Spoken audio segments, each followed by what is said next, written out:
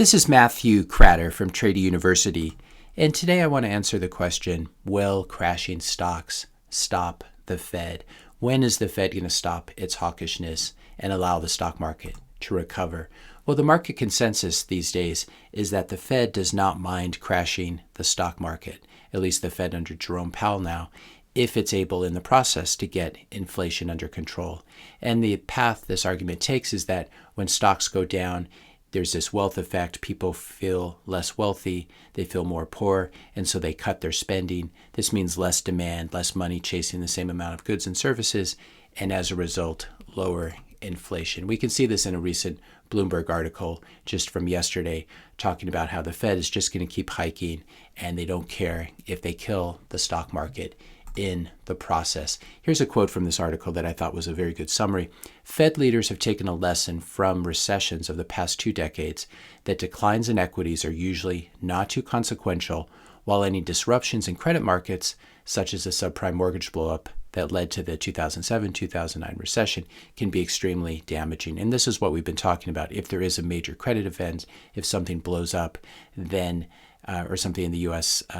Financial system plumbing blows up, that then the Fed will reverse course. This is certainly true, but what this article is arguing is that declines in equities in themselves are not a problem. What's a problem is if you have the housing market blowing up and a lot of levered banks, for example, dependent on that. And the analogy here is with the 2000, the dot-com bubble from the late 90s run-up, and then it burst in March of 2000. This article says the 2000 technology stock plunge when the dot-com bubble burst has been seen by central bankers as mostly benign for the economy. Now, I don't think this is strictly speaking true, because what happened is when stocks crashed in the early 2000s, Alan Greenspan had to create a housing bubble to basically bail people out. But I think this is an interesting argument. This is the market consensus today, that what we're looking at is more like a 2000-2002 situation where the financial system's not going to blow up, just people are going to have their stock portfolios cut in half. So very different from 2007 and 2009, where we were worried about the U.S. banking system going under. And the U.S. banking system was insolvent in late 2008. So if people are arguing that right now is sort of a 2000-2002 like bear market, what is different today from the year 2000? Before I answer that, I just ask you to hit that subscribe and like button if you're enjoying this video so far. So back in the late 90s and early 2000s, when we had the dot-com bubble, total debt to GDP, total public U.S. public debt was closer to, call it 50-60%. Right now, the economy is much, much more levered. We're much deeper into the long debt cycle, and it peaked in the second quarter of 2020, and it's since come down. But we're still at very, very high levels of debt as a percentage of GDP, and this is the reason we normalize debt using GDP. Is because it's the economy itself, which is GDP is a measurement of, that needs to generate enough taxes to service the debt. So we're in a much, much different situation where the economy was relatively unlevered in the late 2000s. The government was actually running budget surpluses, and right now we're running huge deficits, and there's much more leverage in the system. When there's more leverage in the system, you can see how even small moves by the Fed can have a really large effect on asset prices and on the economy. If we take a look, we're currently running budget deficits of about $2 trillion, bringing in about $4.2 trillion in tax revenue over the past 12 months, spending about $6.2, $6.3 in government spending. Now, the argument that the current administration is making, that U.S. Treasury Secretary Janet Yellen is making, is that things are looking very good in terms of the government being able to finance itself. Basically, in this quote from Carl Quintanilla, Yellen says that U.S. tax revenues coming in very strong, federal deficit expected to decline by over 1.5 trillion this year. Now, this is true. Tax revenues have been very strong, but it's very important to realize that this is a trailing indicator. So I would say, dear Janet, tax receipts are a lagging indicator. Obviously, you pay taxes for the previous year for any gains that you had, especially capital gains. Tax receipts always fall in a recession, and I'm going to show you a chart that demonstrates that. Tax receipts fall when the stock market goes down a lot. So bragging about the fact that tax revenues are up, this is a lagging indicator, and it's not important for what is happening going forward. Not a lot of people have capital gains, and thus will be paying capital gains taxes in 2022. There's obviously some people who have been holding for a number of years. People are still ahead on their stocks, but everything is down in 2022. So this means that a lot of that short-term capital gains taxes that we really benefited from in the 2021 tax year are going away. Bonds are down, stocks are down, Bitcoin and crypto are down. Here's a great article that points out that a lot of the record tax receipts really come from meme stocks and this bubbly stock market that we had from 2020 to call it the middle of 2021. So this is a one and done. This is not going to happen again. It's definitely not going to happen when the Nasdaq's down 23%, and the S&P is almost down 20%. If we take a look at government tax receipts over time, we can see that they did in fact fall during the 2000 to 2002 bear market and the 2001 recession. That's this period right here.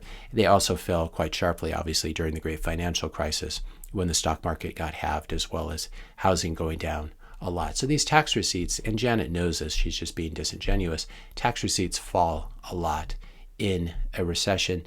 They also fall a lot when the stock market goes down. If we take a look at sources of federal revenue, how these tax receipts break down, this is from 2019, which is the most recent data we have, but clear 50% of tax revenues came from individual income tax.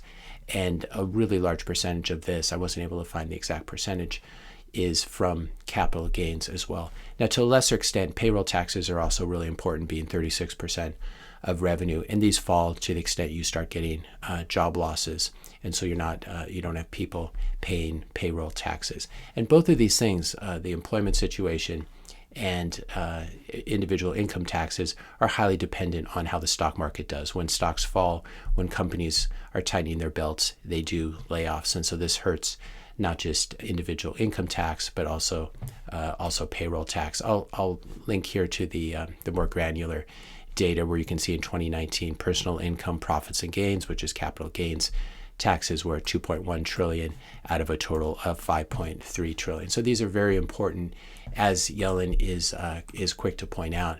But the problem is there are not going to be these capital gains this year unless the stock market has a huge reversal. Now, the total U.S. stock market, here measured by the Wilshire 5000, as a ratio to the size of the U.S. economy, we can see how the U.S. stock market has become the tail wagging the dog of the U.S. economy. Even at the peak of the dot-com bubble, we got to total stock market cap to GDP of 132%. This is the famous Warren Buffett indicator for trying to know when stocks are overvalued. At the 2007 peak, we got to something like 100% of GDP. And recently, at the stock market peak, we're at almost 200%. The market cap of all the U.S. companies that trade on U.S. exchanges to GDP.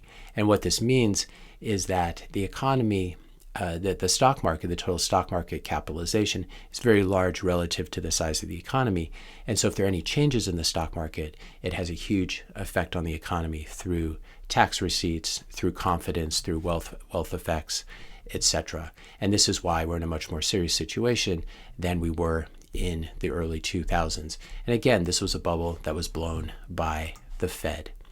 So what happens now that tax receipts are certainly going to be lower in 2022 to 2023 due to lower asset prices, lower stock prices so far, lower crypto prices, and probably lower housing prices if the Fed goes on too long as well. And that also will hurt capital gains taxes as well.